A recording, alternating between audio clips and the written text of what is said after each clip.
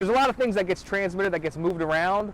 And again, I don't want to give any tips out to how our detectives do the amazing job to lock these disgusting people up. But, you know, our detectives were able to narrow it down to him, and from what I was told, they got a full confession that he was the sole individual of that residence that was in possession of these disgusting images. And it'll be outlined pretty detailed in the arrest affidavit that's heavily redacted that we'll provide to you. But you'll see each of the photographs, descriptions of it that they were charged with. There is many more. 100 is what we could fit on here, so I'm sure we're going to have more charges to come. Hopefully this guy doesn't see the day of light, you know, because it's just disgusting. So it's fair to say that your team monitors digital devices? Absolutely. Our team, along with our federal partners and other counties throughout the state, you know, mostly every sheriff's office will have an ICAC unit that goes out there and just specializes in that. You know, on top of that, our ICAC unit does more than that. They do the forensics on these devices. So we have the equipment, we have the knowledge, we have the expertise, and our detectives gone to special classes for it.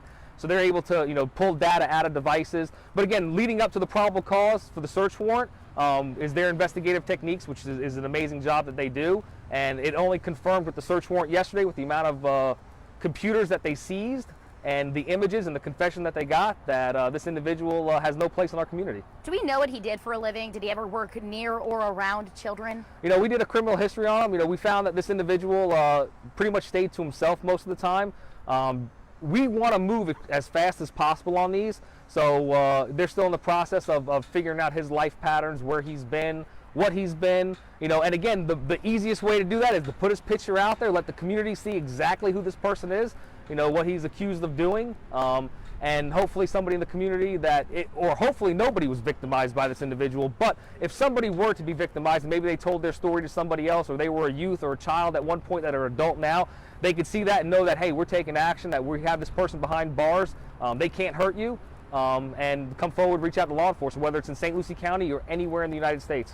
You know how long he's lived in that area or here in We believe he's been at that residence for a few years. I don't have the exact timeline with me, you know, on how long he's been in St. Lucie County, but I'll ask the detectives and we could provide that to you. I was curious, because that way people in the neighborhood probably know him, and if there's someone in the neighborhood who has kids, you want them to, what's your message to them? You know, just that our detectives are always watching. You know, if you get, the message is simple, whether it's targeting a sexual predator, whether it's targeting a burglar, you know, or just checking on your neighbors. If you see something, say something. I can't beat that in any harder than that. I mean, it's the most simplest message, and the simplest things work. We had heard a rumor from, I think, one neighbor. I don't know if there's any truth to it, but that neighbor had thought maybe this person worked for a school district at one point or another. Do you have any idea if there's any truth to that? I don't. But like I said, but if he did, he did. I don't have any direct knowledge of his work history. Just speaking with the detectives, the more focusing that we were talking about is trying to identify see if our partners could identify the youths in these photos, much less his work history. That's stuff that we could follow up with. The most important thing is that he's behind bars, he's in jail. We have more hard drives and computers to go through. I'm sure there'll be a whole lot more charges, and just to get the message out there to the community that this person was amongst us in the community, and if you were ever affected by him, or your paths have crossed and you might have some information, you know, reach out to the sheriff's office or whatever municipality or agency that you have jurisdiction in. When he confessed to deputies, did he say anything notable in that confession? You know, I don't really get down into the word for words, but our detectives told me that he confessed, and it's outlined in the arrest affidavit that we'll provide you. As you can see, this isn't just a simple 1, 2, 3 page affidavit. These are a description of each of the photos, you know, that are redacted that this individual has. I mean, this goes on for this. I mean, we have pages of just disgusting information this individual does, all leading up to the probable cause. So no doubt in my mind, this is the person who's done it, and we'll provide you these things as well. I mean, it just goes on and on and on. I mean, it's just disgusting. Again, 150 devices, like you said. Over 150. Over 150. How does this case and the magnitude of child pornographic images that you collected, how does this compare to other, you know, child porn cases you've investigated? You know, with technology changing, everyone using smart devices, everything going electronically now, I just think we're going to see more devices. You know, as easy as it is to click down, you know, a few years ago, a hard drive cost, you know, had a financial burden to. Now you could buy a 1 terabyte thumb drive for $20, you know.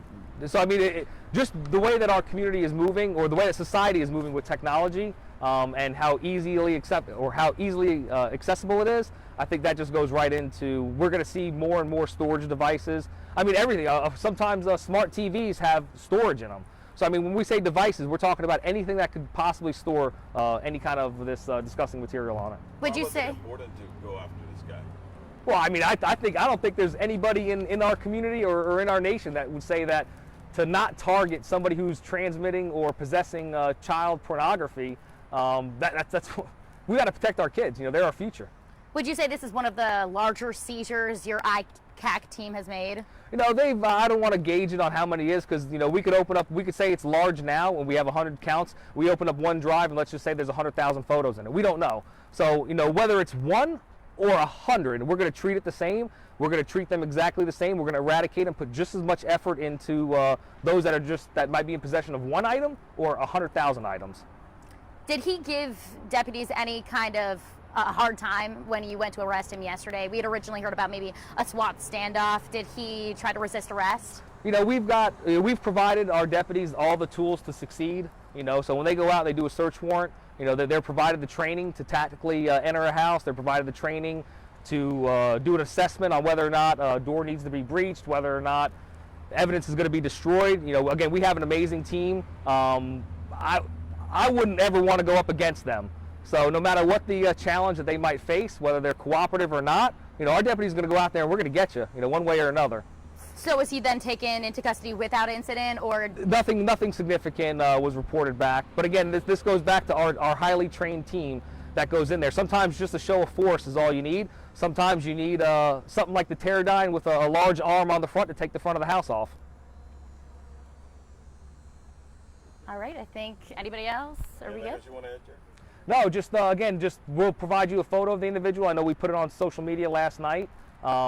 But again, thank you guys. I want to thank the media for coming out, covering this story, getting the message out there. Again, I'm confident I could say from all the chiefs, all the other sheriffs, and anybody in law enforcement, and just as a parent, that there's no place in our society for anybody to possess this kind of material, and he's exactly where he belongs, at St. Lucie County Jail.